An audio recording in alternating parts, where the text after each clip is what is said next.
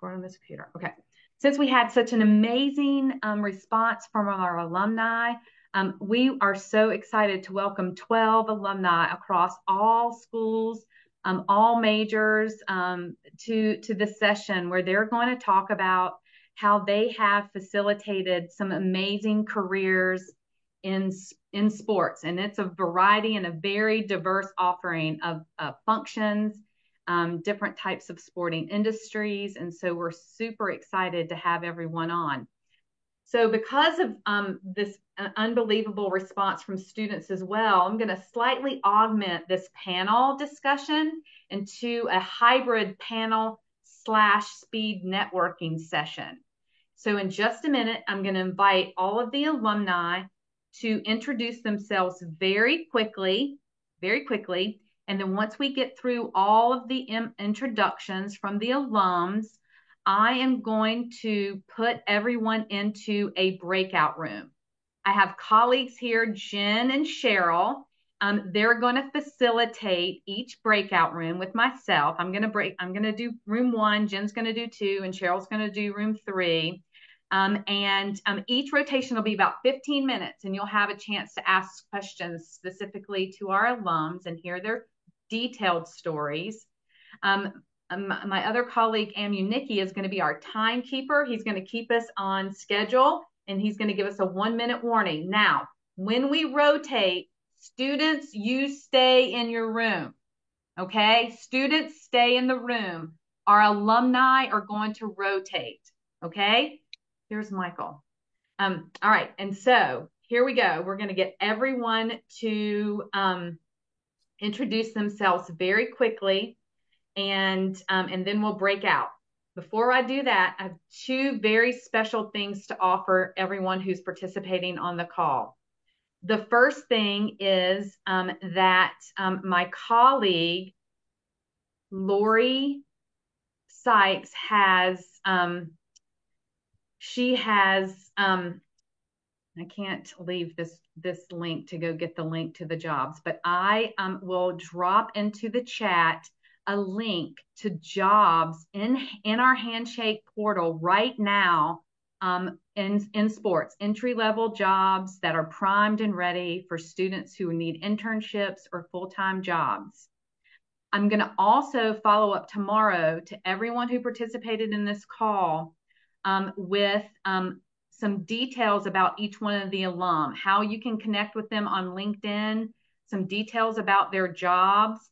And I also have a bonus 5 alums who couldn't be on the call tonight that really wanted to participate. So you're going to get 5 bonus contacts tomorrow as well. Does that sound like fun?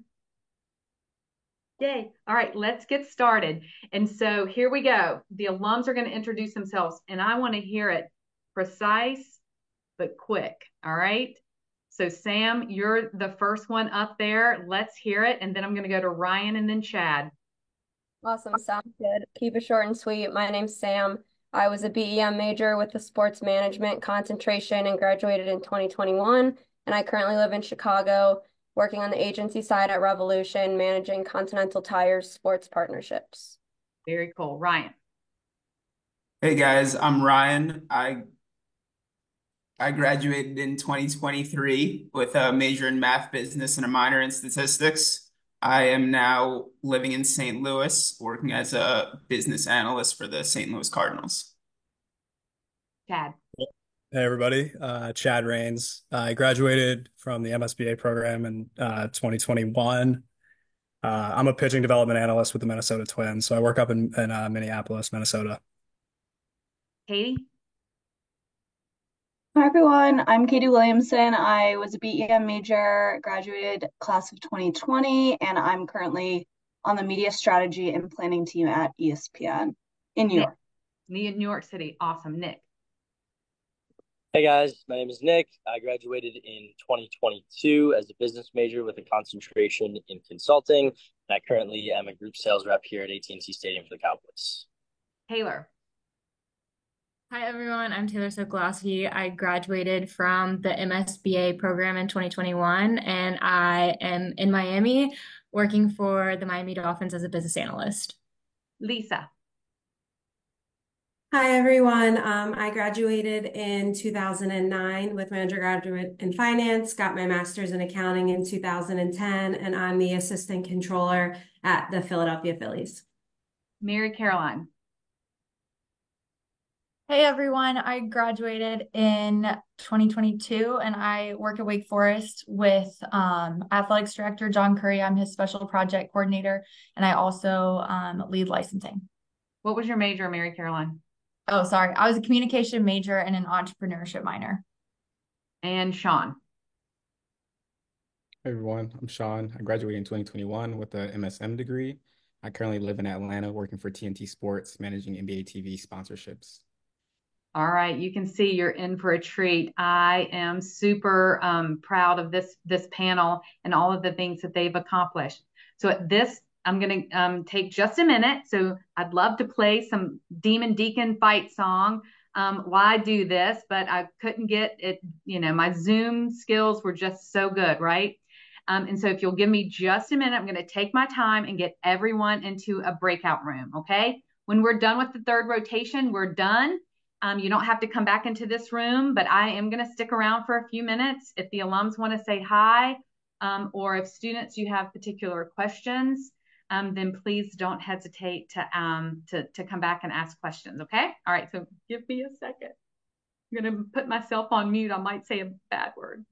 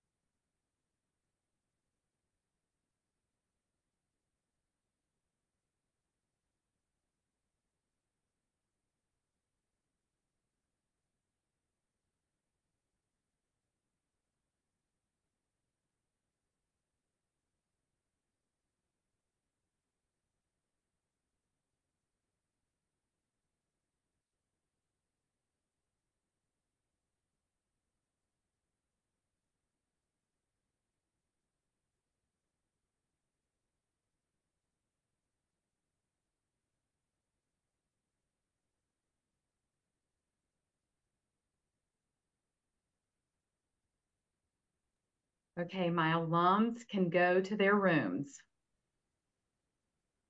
So I think I need to also assign it to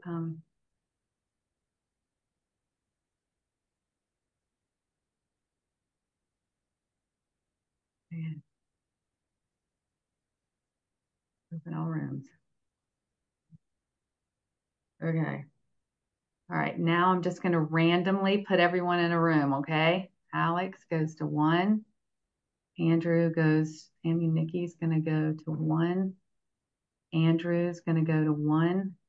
Andy's going to go to 1. Anthony's going to go to 1.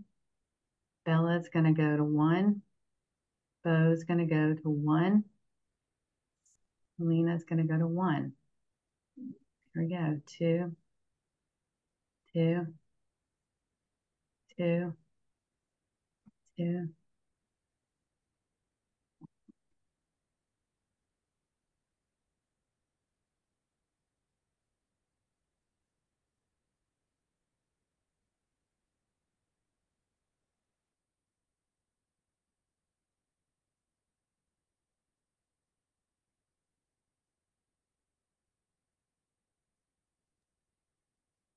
Aaron, you put me in 3, but do you want me in 2? Yeah, can you go to 2, please? I think you're gonna have to reassign me. I am. Okay. I don't know how to do that yet. Hold on.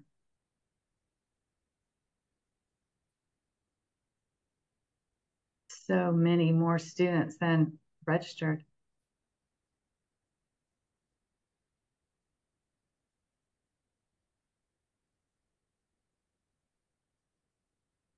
You should be able to move yourself. Can you try?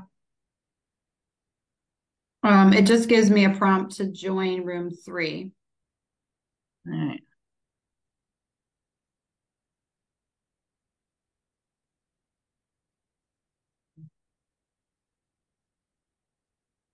Okay. All right. Let me get to Jen. Go to Jen. Jen, you're in three? It says to join 3, but I don't want to join 3. I'm going to join In 2, right? two. Yep. All right. Okay. You in? Where's my room? Oh, I need to sign myself.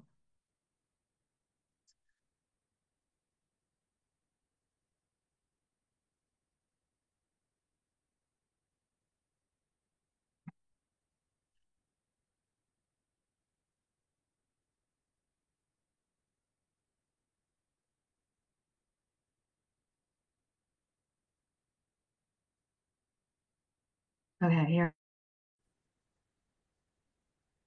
Okay, here we go. That took a little longer than I anticipated, but welcome, welcome. I'm glad that at least the first phase of that process worked out. So let's not waste any time and get started. Sean, you're the first one over here to my left, so I'm going to get you to tell your story. Tell these students all about your career trajectory. Ryan, you're going to be up next. Yeah, absolutely. I graduated in 2021 with the MSM degree.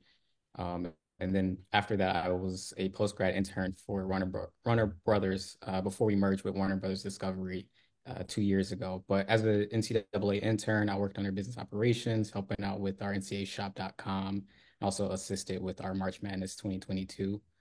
Within that, I did a lot of networking and then became in this current role as a partner strategy coordinator 2 years ago in April 2022. From there on, I've been working on NBA TV, helping out with our live sponsorships. So I work very closely with our production team down in Atlanta, working with our producers on a daily basis, making sure they have what they need and understanding, and also confirming with our account executives for clientele like AT&T, how the logos are looking and other media partnerships. But that's currently what I do. I also assist with NBA on TNT, and then also have helped out with MLB on TBS and also NHL on TNT as well. It's quite a career. Tell us a little bit more detail about how you found those, especially your initial opportunity right out of the MSM program, and how you were able to navigate those changes. Yeah, absolutely. I threw a wide net out of networking during my graduate year, speaking to those that were in arena sales like OVG as a company, spoke with franchises, and just made a connection because I was interested in Bleacher Report as a younger kind of audience for sports. Once I was speaking to those that were in Bleacher Report, they navigated me to a internship that they thought would be great for me, which was the post-grad internship, which is a year-long fellowship which is paid. They usually would have you come down to Atlanta, but due to COVID, I was back home in Michigan, so I was enjoying the snow. But uh, from there, I learned a lot of just what we do as a company while I was an intern. We have House of Highlights, Bleacher Report, Highlight Her as a female sector. We also have WNBA that we show on NBA TV, but also NBA on TNT. We have now NASCAR coming in 2025. So just with knowing the company and learning different companies, like if you want to work for CBS, you would have more of the college football and just regular football or professional football. But learning different networks allows you to get into different sports. Well, and how, like, did you reach out to people on LinkedIn? Did you just cold call people to try and get information about the best way to get your foot in the door? Yeah, absolutely. Did a lot of cold calling on LinkedIn. A lot of times I would create a kind of draft of how I'd reach out to people. So, hi, my name is Sean. I see you have a background in blank. I am interested in blank. Here is my availability, and I'd give them three different dates, just so that they don't have to keep going back and forth with me and they have their calendar ready. And that would usually start a connection. If I'm sending that out to 10 people, I may get three responses. But from there on, if I'm speaking to someone like me, I'm like, oh, can you connect me to somebody else from a different department? If I'm talking to sales, I'd ask to talk to somebody in marketing, and vice versa. And that was a way that not only did the Detroit office know me from our TNT sports side, but then the Atlanta office knew me. And then I started growing my network throughout the New York office. So just constantly talking to different people, which our offices do different things. Our Detroit office works more on a March Madness with the car sector of selling those accounts versus New York. or Atlanta works on more of our production, whereas New York is more of the sales side. Yeah. How did the MSM program? So where did you do undergrad? Remind me, and your Eastern major? Michigan.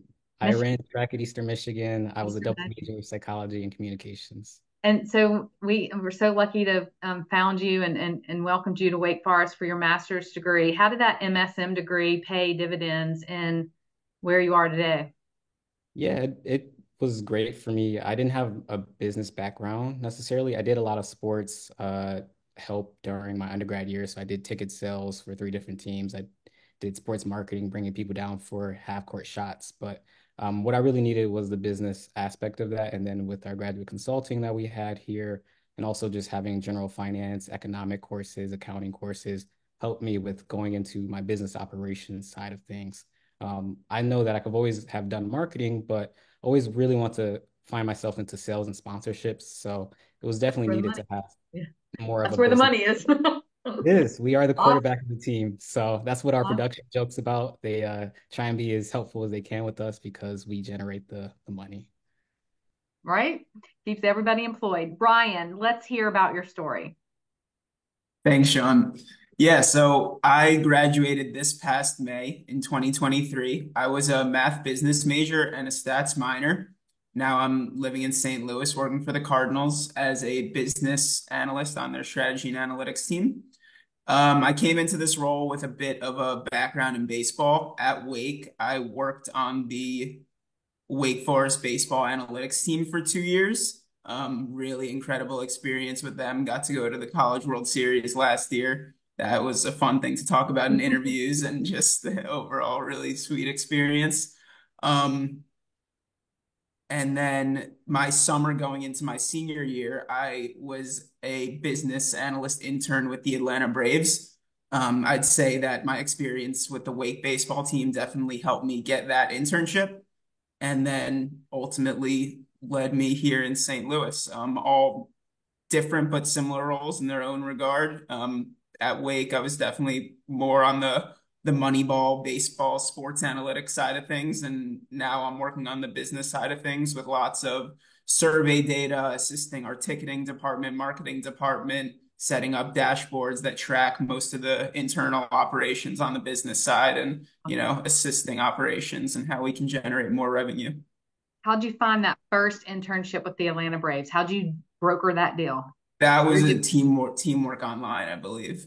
So you found it online on Teamwork Online and just blindly applied. Did you ignite your network at all to help you?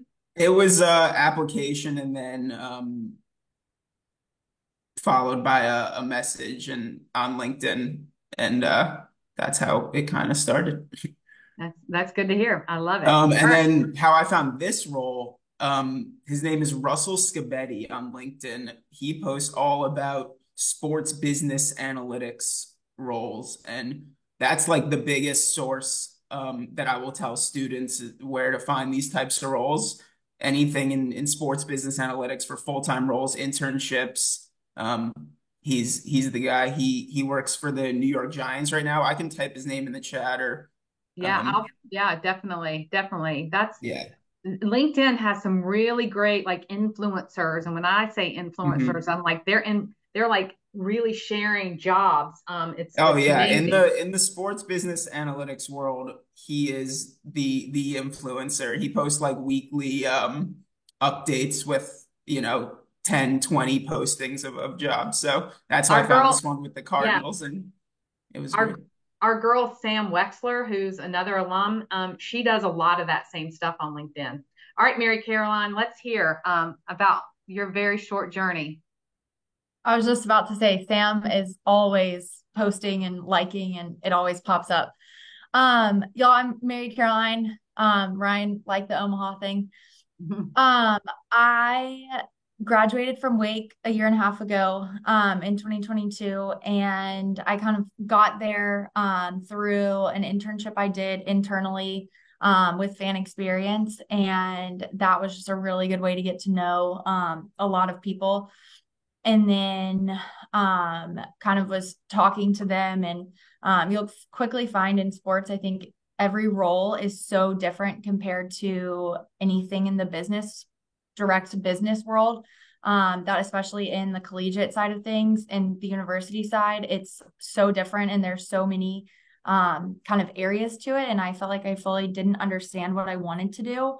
So I kind of used that to my advantage as I was networking of like, tell me about what you do. Like, this is what your job title is, but like, what does that mean?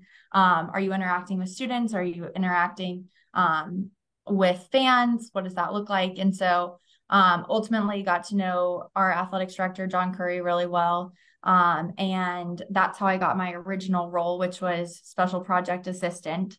And then after there's been some movement in our office. And so I took over on the licensing side about a year ago. And so now I lead licensing, and then I also have continued to work with John Curry. So my job is a little bit of everything, which I have really enjoyed, especially just as I'm getting to know this whole world. And college athletics is moving really fast and changing really fast. And so kind of my special project coordinator side with John Curry, I kind of my main projects are, as I'm sure a majority of you know, we renamed our football stadium and announced that in about June. And so I worked really closely on that, on the whole contract negotiation process. I also worked really closely with our board of trustees on all things athletics. I also work on the Beatty Street redevelopment, which students you may have seen. We are redeveloping that whole area around the football stadium, which doesn't seem like it directly relates to athletics, but actually that'll just really enhance the fan experience and make the game day even better. And so that'll be really, really awesome when it's built. And then I also work really closely with our partnerships with Atrium Health, Legacy Federal Credit Union. I'm also working on our Charlotte growth strategy in terms of athletics. And then licensing is everything to do with how are our trademarks and logos being used on any merchandise that's being sold in retail, including like the Nike sideline agreement. I work really closely with Nike and the Deacon Shop and anyone who sells Wake Forest merchandise. Wow. That's a lot.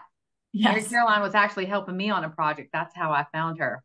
So yes, I was. Wait till you see Mary Caroline. It's amazing. All right, I'm Taylor. excited. Yeah, let's hear it. You got 5 minutes.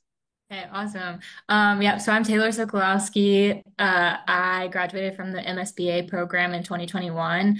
I actually kind of took a more technical route after graduating and worked for SAS for a year and a half in their customer success department. But all of my internships in undergrad were in sports, and I just really missed the sports world. So after a year and a half, I kind of came back to the Dolphins. I actually interned for the Dolphins in 2019. So I started reaching out to my connections here, and the business analyst position opened up, and I was like, count me in. So I've been here for about a year and a half now, and it's really great because not only is it the Dolphins, but we are a premier like sports entity or venue. We have an F1 race that happens here, the Miami Grand Prix. I don't think you can see it behind me, but there's actually a stadium within our stadium right now called, we host the Miami Open tennis tournament here. So there's some tennis matches going on behind me. And then we also have concerts and soccer matches here as well. So get to work on a lot of different things, which is what's really exciting about this role. And so is your paycheck from the Dolphins or Hard Rock Stadium? Yeah, so I get paid by the Dolphins, but I work on everything. That's super cool. And then, so you did, oh gosh, Elon undergrad. I did. Wow, Yes. I don't even know how I got that right. And what did you major in? So I was a finance major at Elon with minors in accounting and sport management.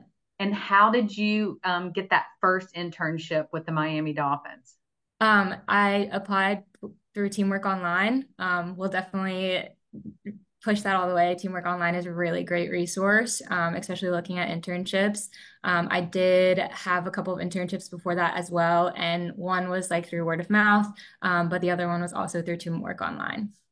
Very cool. And then do you work in how's the MSBA program pay dividends there for you and the experience with SAS?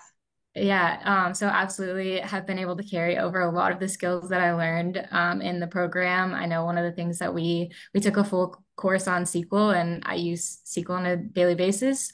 So being able to carry those skills over from the program have been really beneficial for me. Wow, very. I love hearing it. All right, so we've got time for a question or two. Who's got a question? Just go off mute. No one? No one has a question. All right, I'll ask a question. My question is, I don't have a question. So other than Teamwork Online and LinkedIn, are there other resources that any of you know about where students can find entry-level jobs in sports? I'll definitely second Ryan with the Russell comment. He is a really great resource. I actually sit in on a meeting with him every other week, so really great. And he sends out emails every week with job postings and posts them on LinkedIn. So definitely hit up Russell. I would say if you're looking at working in anything with college, the D1 ticker is really helpful with just understanding kind of what's happening in the collegiate world. And they also have job listings at the bottom, but it's really helpful, especially if you need an interview. They send you multiple emails a day of what's happening and makes it easy to talk about current events. And then my last question is for Sean. I think it was really cool. Tell them about who your weekly production meetings are with.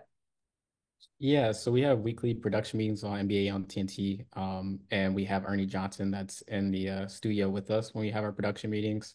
One big cool thing about our company is that when we have these open discussions about what we want to do special for the night, anybody can kind of give their thoughts or ideas in there. So if they're working on our graphics team, social media team, or producer, anybody can say anything. So it's been pretty cool. And then you can also see the other talent walking around the studio. So people from NBA TV to NHL, Wayne Gretzky coming in from time to time. So it's always pretty cool.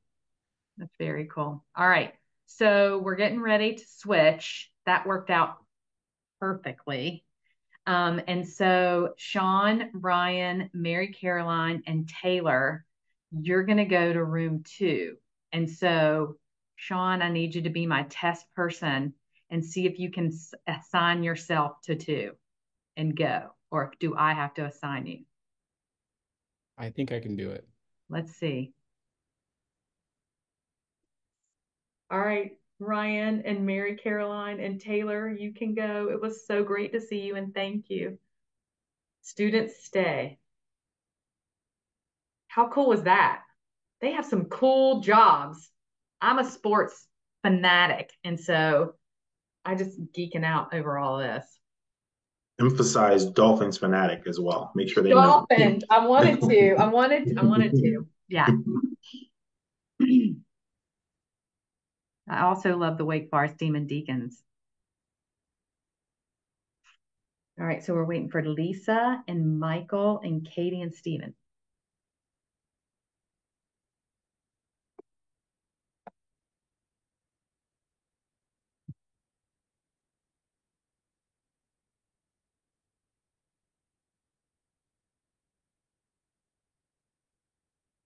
Oh, Sam, you need to go to 3.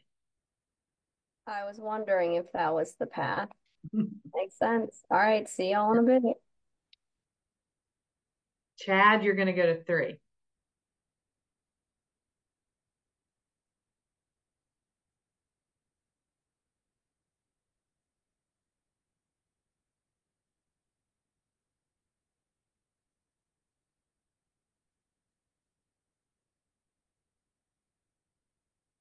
I mean, Nikki, those timekeeping skills are perfection.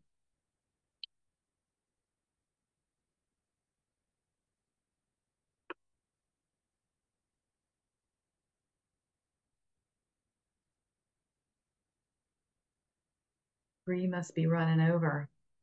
Can you drop a note asking that the alumni in 3 come to 1?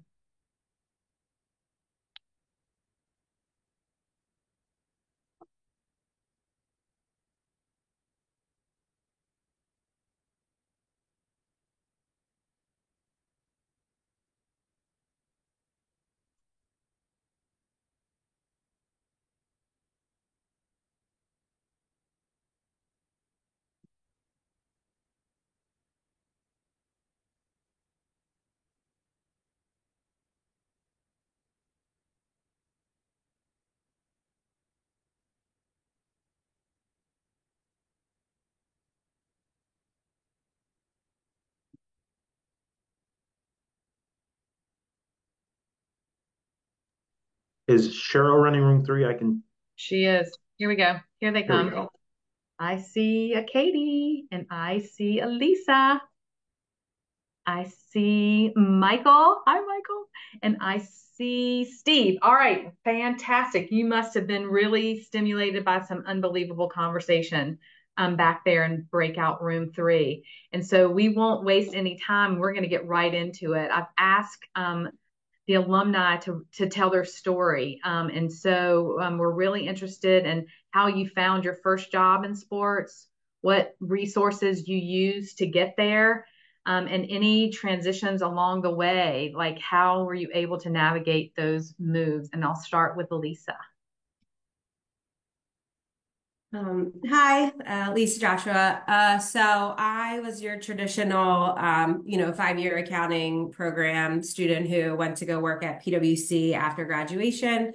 I worked at PwC in DC, and I worked in the private company service practices, and one of my clients was the Washington Nationals. And while I audited them for 3 years, I moved to New York after 3 years in DC. And as I left, I told the director of finance there, hey, if a job at the Phillies ever opens up, you have to let me know. And we had always stayed in touch and remained friends. And so I had moved to New York. And then after New York, I had moved home to Philadelphia. I had made manager at PwC there, and I had realized I had always kind of wanted to transition on from public accounting. It was not, the partner track wasn't for me. I didn't want to stay in audit forever. So I had reached out to Ted, is his name, and said, hey, you were always right. I didn't want to stay in accounting. I don't want to stay in public accounting forever. Have you heard of any job offerings at the Phillies? And nothing was open then. And then a couple months later, he reached out and told me that the manager of financial reporting role was open. So he recommended me for the job. And then I had to go through the traditional interview process, submit my resume, all of that. I got hired as the manager of financial reporting, traditional accountant. And then I've been there since 2017, which I can't believe. And I'm now the assistant controller.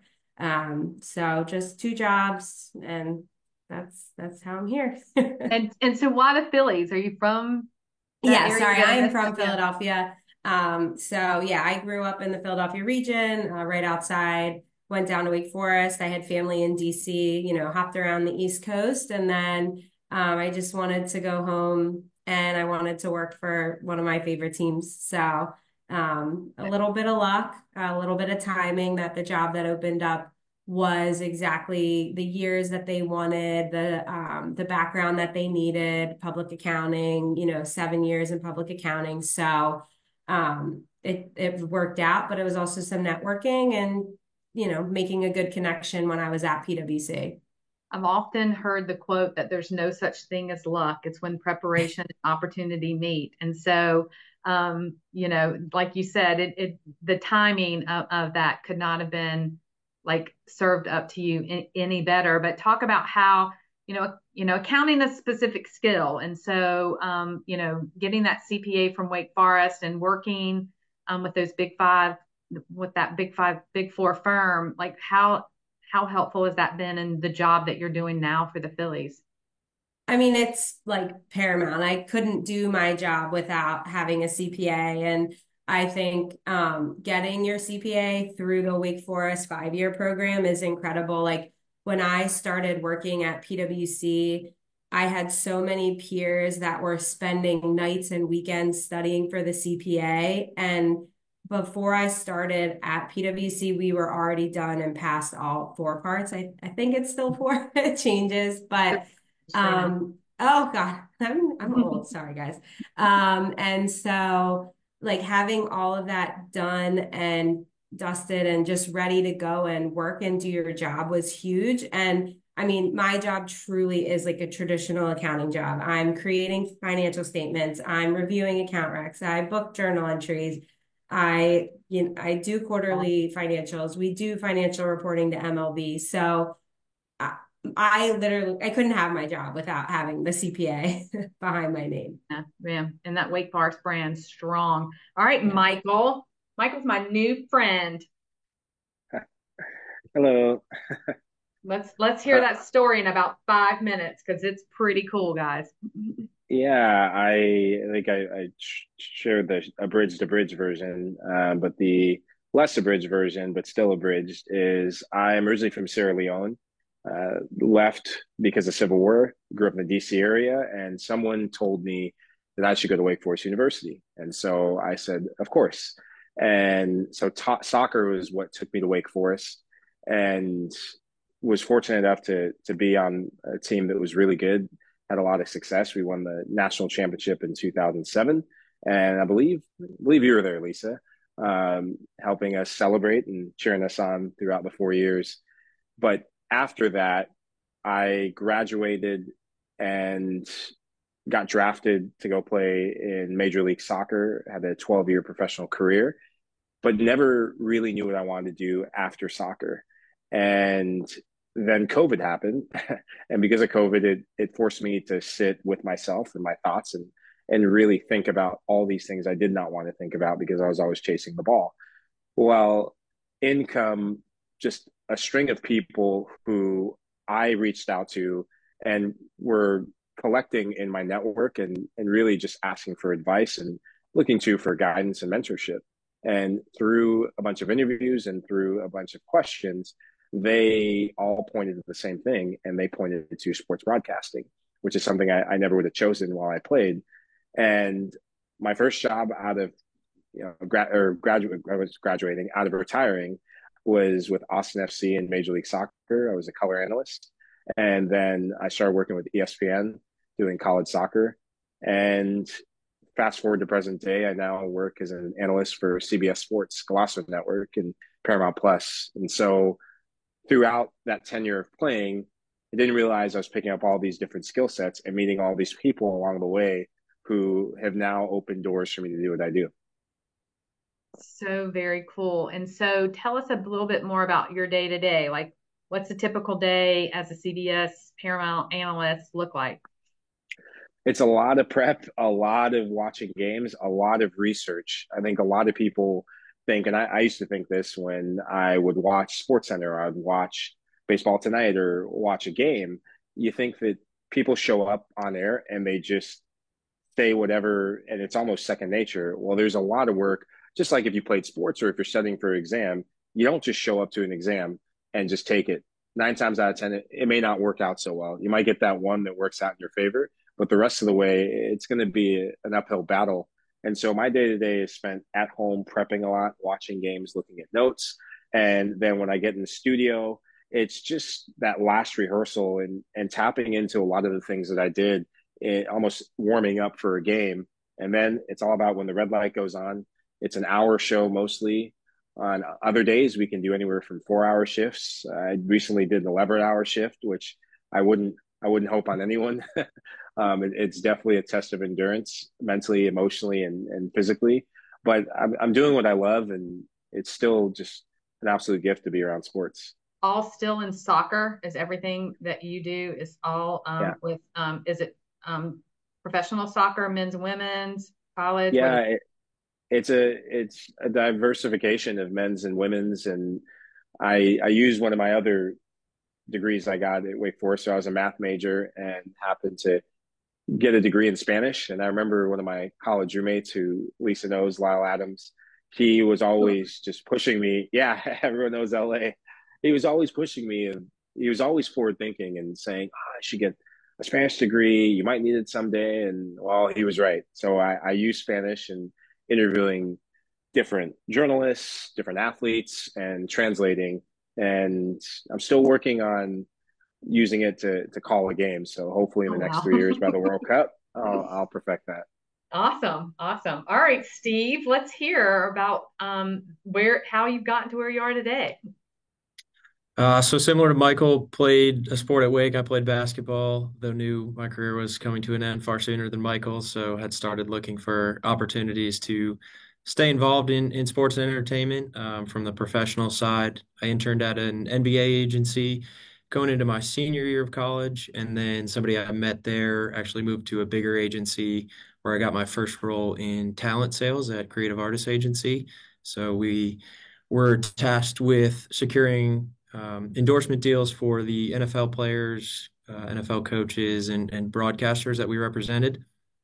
Did that for a few years. I think originally thought I wanted to be a talent rep, and that turned out not to be the case. So started looking for other opportunities. Was interested in getting more involved on the brand side. So had applied to a lot of different roles at Nike and in sports marketing and brand marketing. Ended up falling into a role in media relations. So managing Nike North America's media relations partners around specific launches like Olympic moments and NBA jersey launches, things of that nature. Again, felt like I had spent enough time in that particular discipline and was curious to learn more about the partnerships world. So found my way to Wasserman, where I've been for the last 2 years, overseeing American Express's golf and tennis partnerships from a sort of brand consulting standpoint. Are you in New York? In New York, yep. You're in New York City. And what was your major when you were in school? BEM with a marketing concentration. And you played basketball? Yep. What years were those? 2012 to 2016. Fantastic. So a long time ago now. And how did you brokerage that first deal when your internship before your senior year?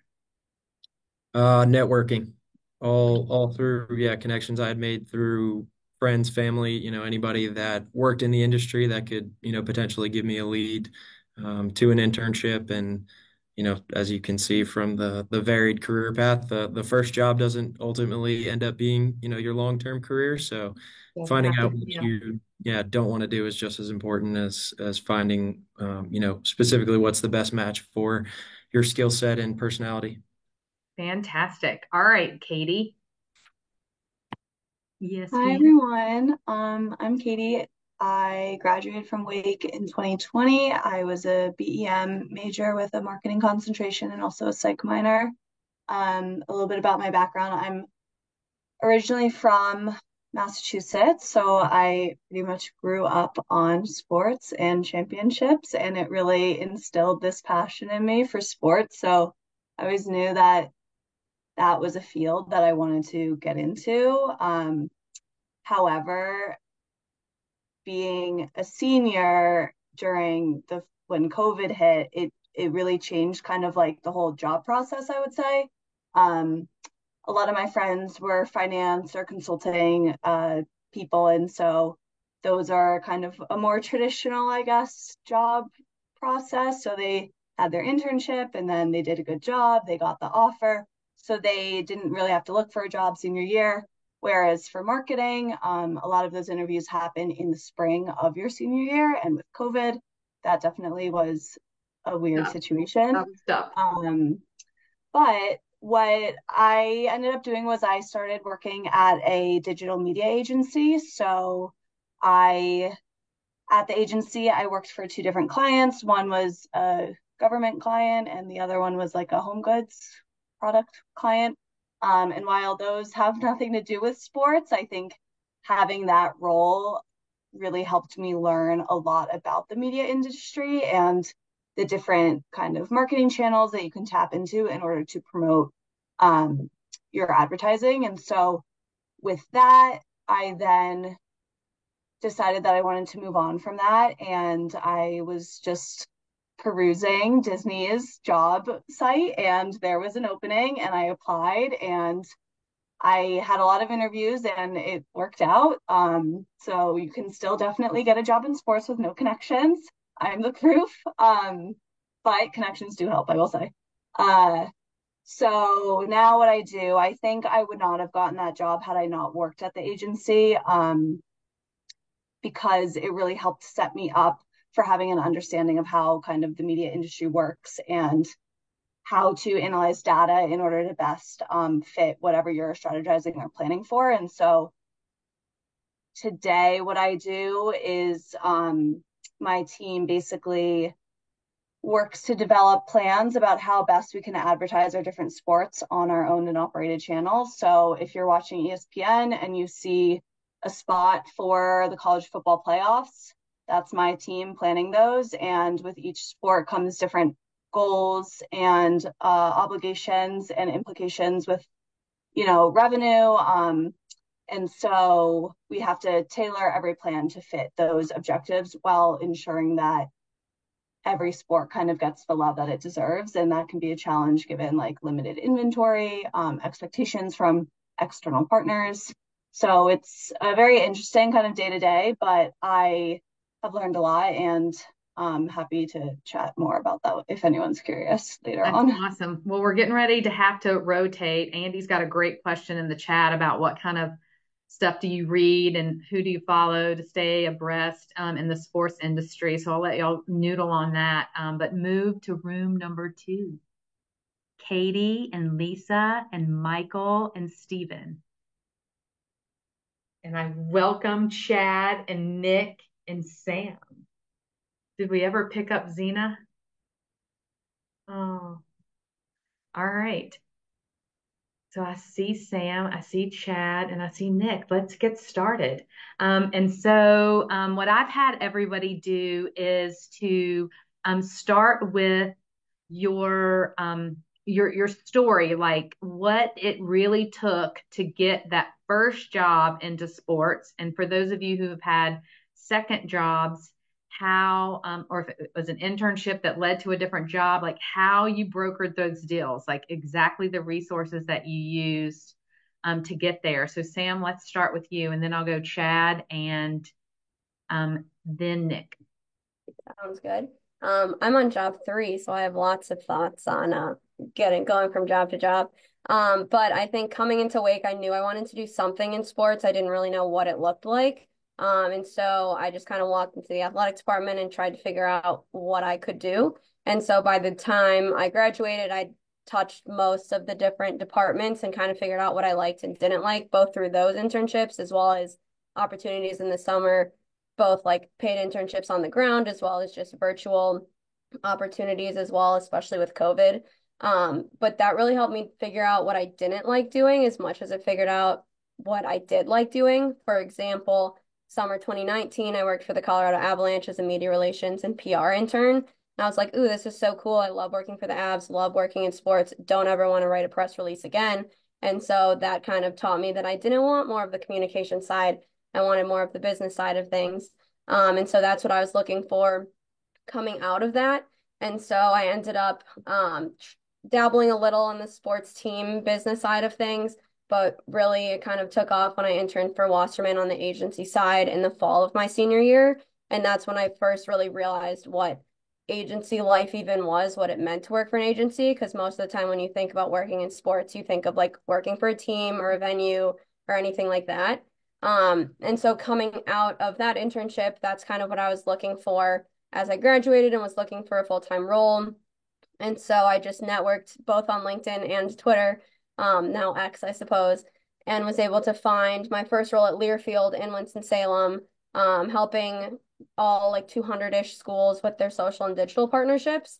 And that was super cool to just be able to work on that scale with that many different teams per se, as well as it helped me land the next role, which I got reached out to about, job in Chicago, working on the Coors Light account at an agency called Jack Morton and primarily managing their college partnerships and just managing their relationship with Learfield.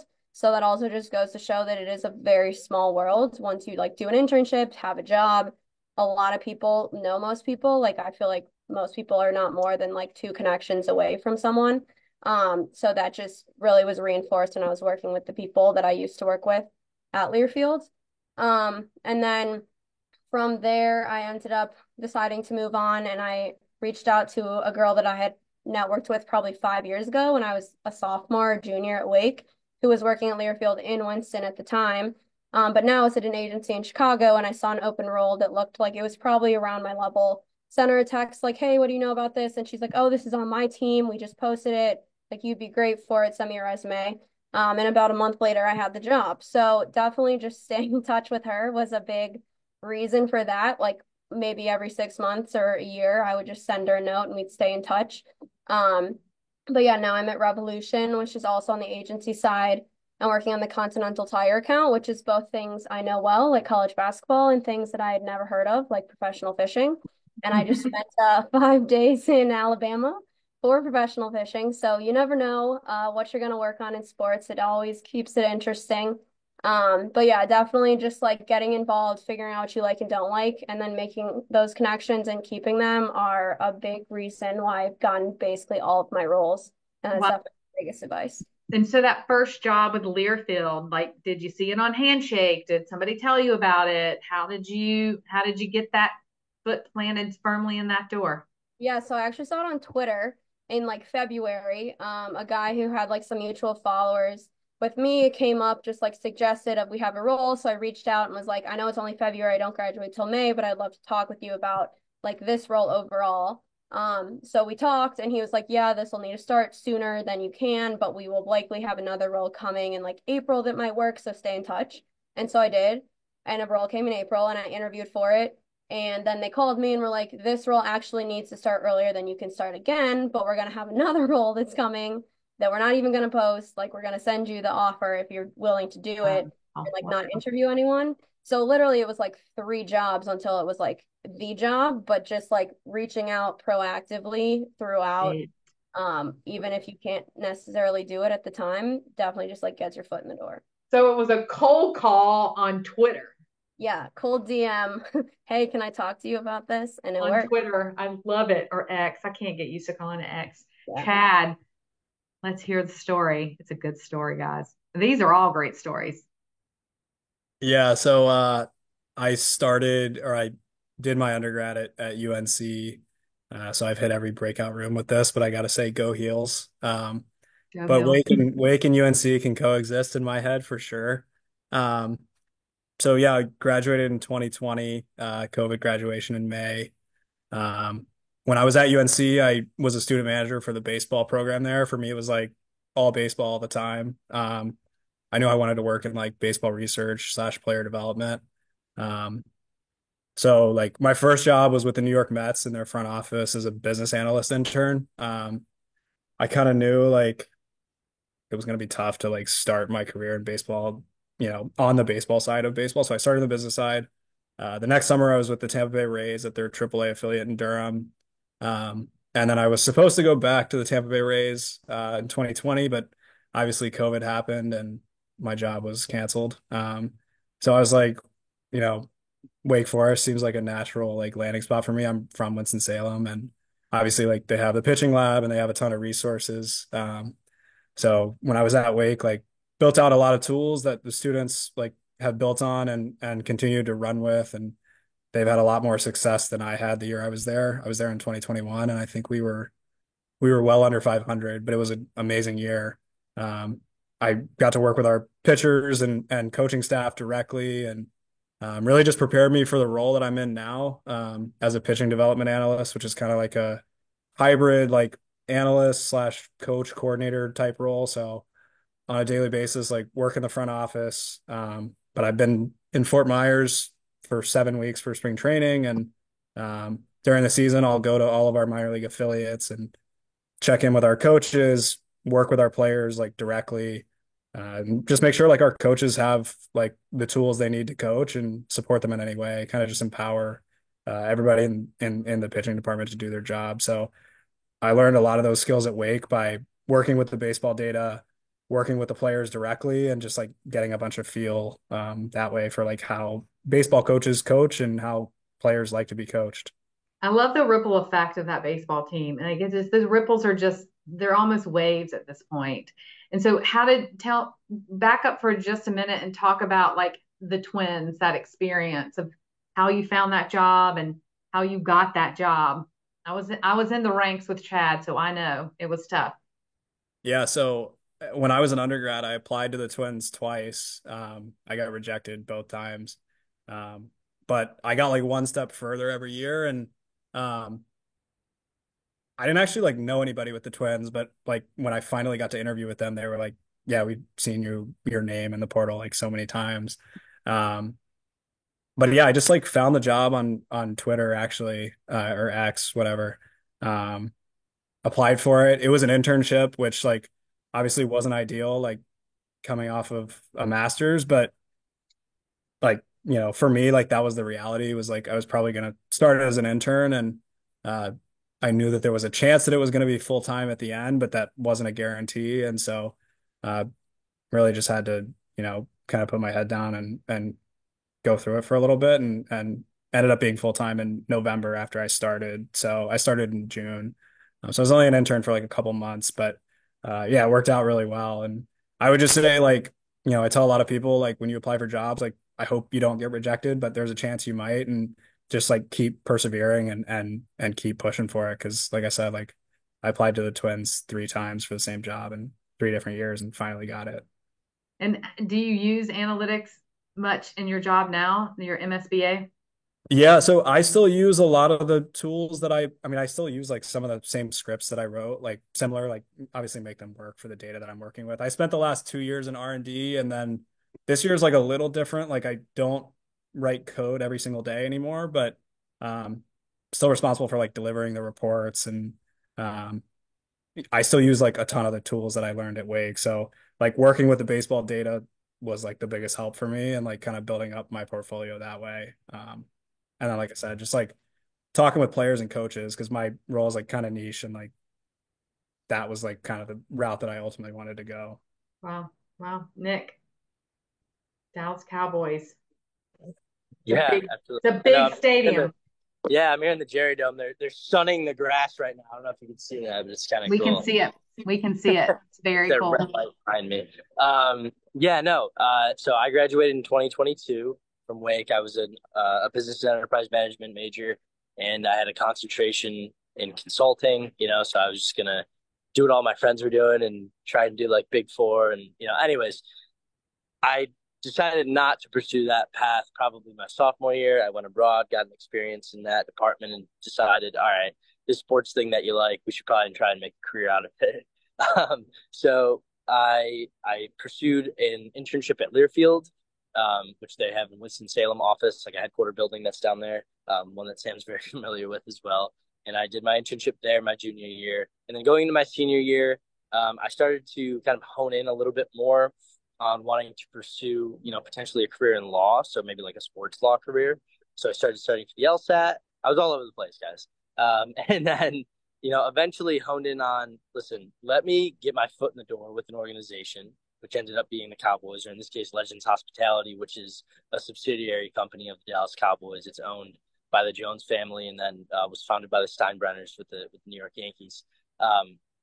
Got in with them by just sending kind of like a cold LinkedIn message to the senior vice president of stadium revenue here at AT&T Stadium. His name was Doug Dawson. He was kind enough to get lunch with me. And I was able to get a job offer out of that connection. So again, that was kind of more of a random one, but I spent a lot of time. Yeah, no, I spent a lot of time before that applying to jobs and getting rejected and not getting to interview rounds just because it's such a saturated market. The real success I had was with in-person, kind of handshake, eye-to-eye contact, people like Doug, and then going to like career fairs through Teamwork Online. I remember I went to a MetLife career fair, and that resulted in me getting a job offer from the New Jersey Devils as well. So I think it's a lot easier to get in front of people, or in this case, maybe virtually through LinkedIn, to get on their radar. Just because if you're sending blind applications through Teamwork Online or LinkedIn or a handshake, whatever, and you don't have any follow-up to maybe a hiring manager or an individual within the company, it's very difficult, no matter how strong your portfolio is, to stand out, because so many people do actually reach out on a personal level. So for me, that's what helped me kind of land this position. Yeah, I would recommend doing that. What's your day-to-day look like? What kind of things are you responsible for? 100%. Yeah. So I'm in group sales here. It's almost like, I like to think of it as like the G League for their premium sales. So people will stay in my position for about a year to a year and a half. And then a lot of times you either get promoted to another property to start doing like suites, season tickets, things of that nature. So my role is very event oriented. We're doing things like field rentals. We're working with clients for like large stadium events. I have a guy who comes out once a year and rents the field to do like a Nerf war with like 4,000 kids. It's all over the place. But this stadium is always making money. So you're not selling tickets for the Dallas Cowboys? No, I'm not selling tickets. No, I'm not. Or sponsorships or partnerships or any of that? Right. This is kind of the job that gets you to all of that. It's like you start here, and then if you want to start looking into selling, like if you want to do corporate sponsorship, or if you want to do anything even potentially marketing related or premium sales, they almost never hire externally, and they always hire from my team. There's about 8 sales reps, and they get promoted usually within 6 to 12 months, and then they backfill my position with an intern, and then the intern gets promoted. It's always in house. So that's kind of the importance of getting inside of an organization, right? Is they're not going to look to go outside if they don't have to. All right, we've gone over, which I was afraid that we were going to do, but I'm super thankful, extra thankful for everybody who has given even more of their time to participate on this extremely educational event. And so, students, we are definitely going to make sure that you have access to, everyone's LinkedIn profile. And I encourage you all to connect with all of the alums and the bonus 5 that you're going to get tomorrow. Get excited. And I'm going to also include in that follow-up the link to the jobs that are sitting in Handshake. And so does anyone have any questions before I let everyone go? Yes, Alex. Yeah, sure. I have a question. This one's for Sam. You talked to, or really anyone. You talked a lot about your connections on LinkedIn. Do you have any advice on how to maintain those relationships once you've established them? Great question. Yep, I was just talking about this in the last one. I think it depends on like your relationship and the level that they're at. For example, like all of you guys that are in this call now, like a bunch of you will work in sports and you guys want to work in sports now. So making the connections while you're at Wake is really big because I have some like personal friends that are working in sports and in 20 years we'll be like running the sports world all together. And so then it's like, oh, well, we're good friends from our time at Wake. So like I'll get their kid a job or like we'll rise up together, build this powerful network, all of that good stuff. But people that are higher up too, I think like LinkedIn will tell you like, oh, it's their birthday, they started a new role, or if you follow them on anything, and you see like they had a kid, they became an uncle, like all sorts of different things, just sending a note. It does not have to be a whole written out like I took these classes, I did this job, I did this thing. Like it can be as simple as sending them a note saying happy birthday or congrats on your job anniversary or new role. Just keeping it so that you aren't so far down in their mind when they do have a job or anything come up. And definitely just like once you have that relationship, not being afraid to reach out to ask about like certain companies you're looking at or specific titles of roles or anything, like especially going into sports. I was just recently talking with someone that was like, what are the names of roles that like I would want as an entry level person? Like, what does it even mean to be a coordinator or a manager or whatever? So just like one-off questions like that to just stay in touch, and things like a birthday or anniversary are definitely super helpful. And you always can write the whole like long thing about what you're up to, but you definitely don't need to maintain the relationship.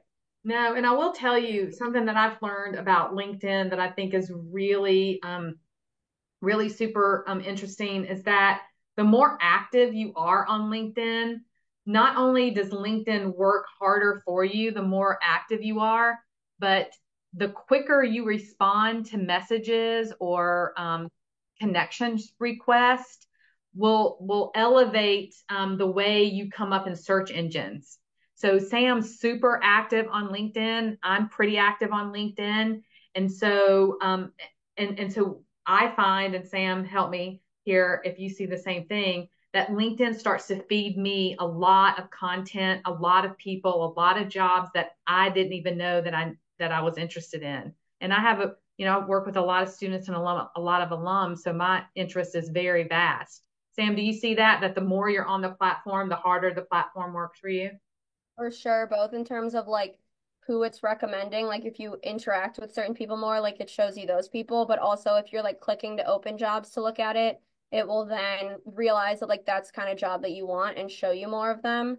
Obviously you can also set like job alerts and different things, but with the different titles of jobs and companies and stuff, that's sometimes hard to like get the full range of everything. So definitely just like as much as you can be on there and like looking through things, it definitely like adjusts and then like helps you from there. Yeah. Awesome. All right, guys, we're way past time, so I'm going to let my alumni go. Students, be on the lookout for a follow-up email from me tomorrow. And go Deeks. And go Hills. Go Hills. Go Deeks. Thank you. Thanks, guys. Thank you.